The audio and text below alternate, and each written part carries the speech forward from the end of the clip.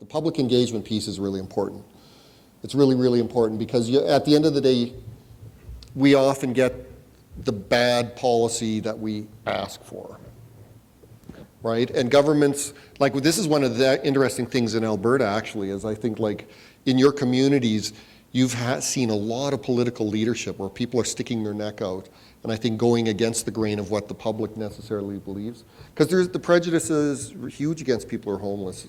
Salvation Army did a national poll 2 years ago that found that 60% of Canadians think that people who are homeless choose to be. The success of Housing First, of course, shows that you take that hardcore long-term homeless person and house them, and wow, they didn't want to be homeless after all, right?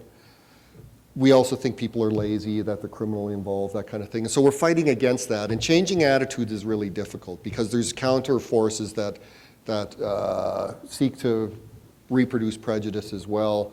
And governments often play on that. The thing that I've raised several times, the get tough on crime policies in this country fly completely in the face of evidence. They're harm producing. They're damaging to people. They produce crime. But the Canadian public overwhelmingly believes it works, right? And so the politicians, it's like it's red meat for their base, right? We're going to do all this stuff that's going to be tough on criminals, no rehabilitation in jail, no discharge planning, no bail, so we hold people on remand for months and months and months while they're waiting trial, so they lose their jobs, they're out of school, they lose their houses while they're awaiting trial.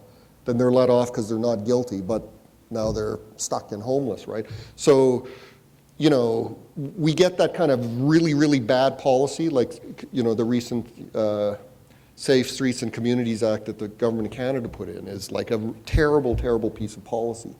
But it's very tested with the people that they think are going to vote for them, right?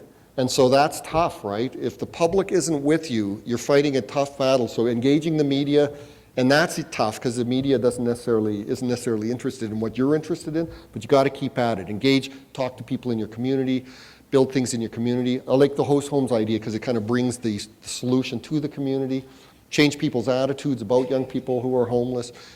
It's not easy, it's slow going, but there are a lot of people who are going to come with you, right? And that's who you got to work with. But raising awareness. I don't blame people for not knowing everything, right? Like there's tons of stuff I don't know that I'm really misinformed about, right? But we got to give people access to it. So, push stuff out. You've got this great research coming. Keep it, pushing it. Don't give up spreading the word.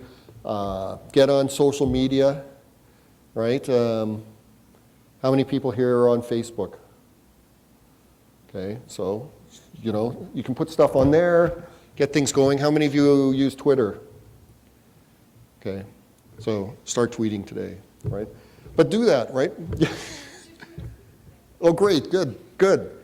Because you'd be, because we have to engage in these conversations with people because we are working in an environment where those prejudices block progress.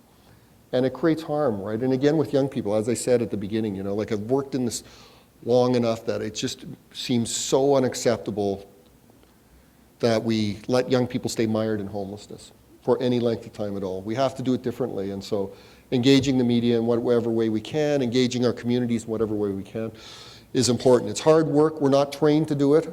We're not funded to do it, right? But it's really important. We have to get people to understand the issues. Not everyone's going to come with you, but a lot of people will, right? Like yourself, you'll tell people and they'll be like, oh, I didn't know that. I thought such and such. So yeah. It's a tough one, but don't give up. There isn't a lot of research on that. It's an important area of research. We know that, here's how Toronto's situated. The City of Toronto is 2.5 million people. To the west is Mississauga and Peel region, which is 900,000. North of Toronto is York region, which is 1 million people. And then east there's 800,000 people in cities. So it's a big urban area. City of Toronto, 2.5 million people, has 3,600 shelter beds. for 2.5 million people. York Region with 1 million people, so 40% of the population, has 130 beds, right? So again, those causes of homelessness are the same in every community, right? And that's also, in terms of public views, right? People often think it's a big city issue, and as I say, it isn't. The issues that produce it are there in every community. FASD is not a big city only issue. It happens in all communities, right? So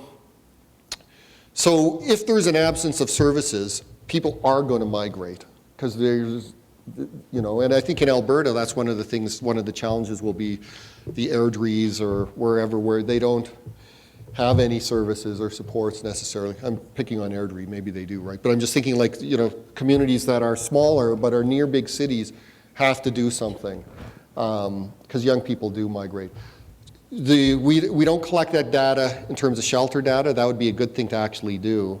I know in Toronto, the youth shelters just say, are you from Toronto or not? And so they can make the determination.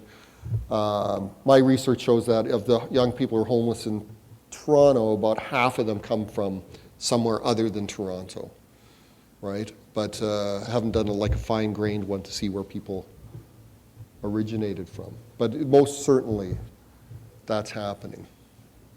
Right? And it's a bad news story generally.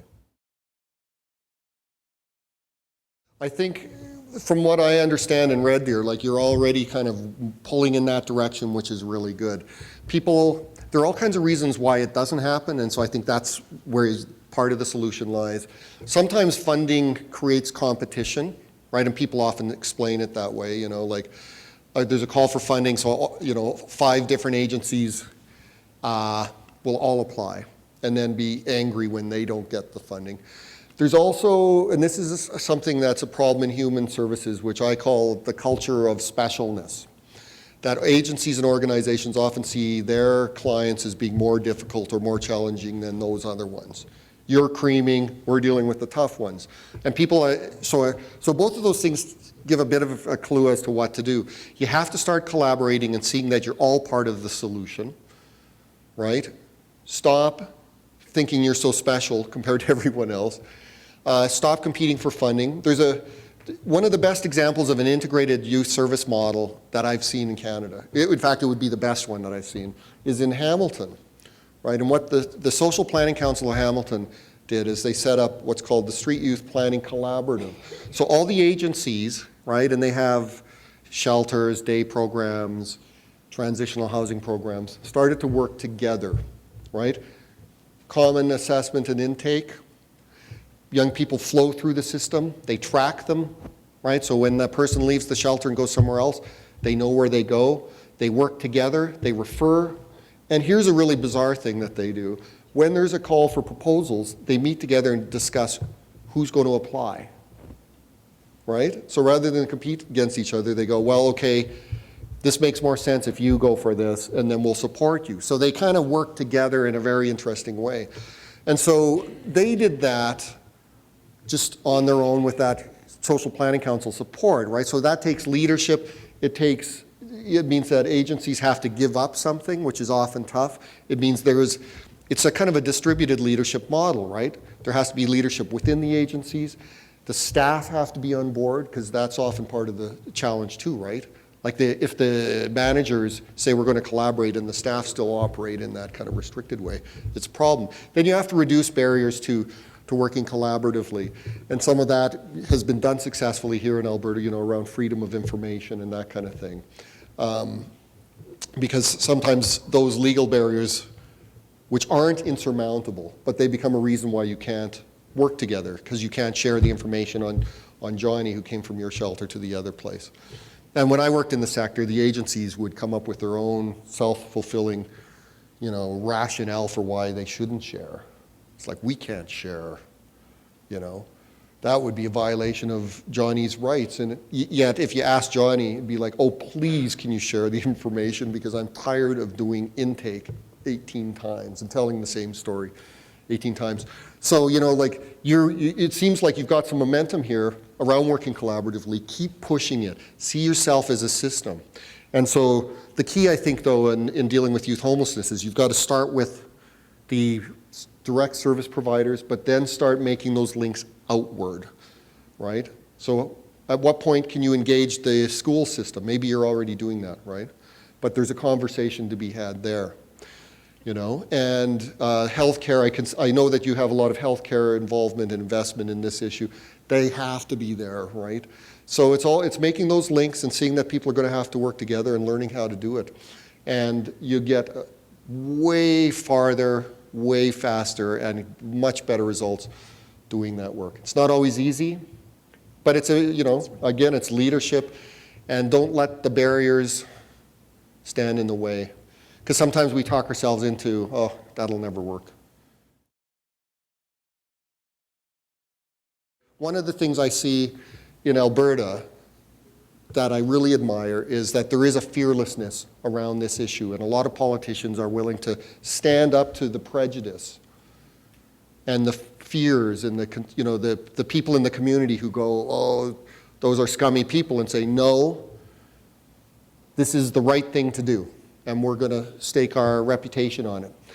As politicians, you need to say, like a big thing I believe in is like make policy, support policy and practice that's evidence-based, right? Sometimes there are innovations where there isn't a strong research base to support them, but you have to really think through then, what's the evidence? But really, like learn from those the research that's really good, and support the agencies that are going to be leaders, support innovation, and be fearless, right? And that's, I mean, your provincial government here, I got to tell you, like that's something, what's happening in this province.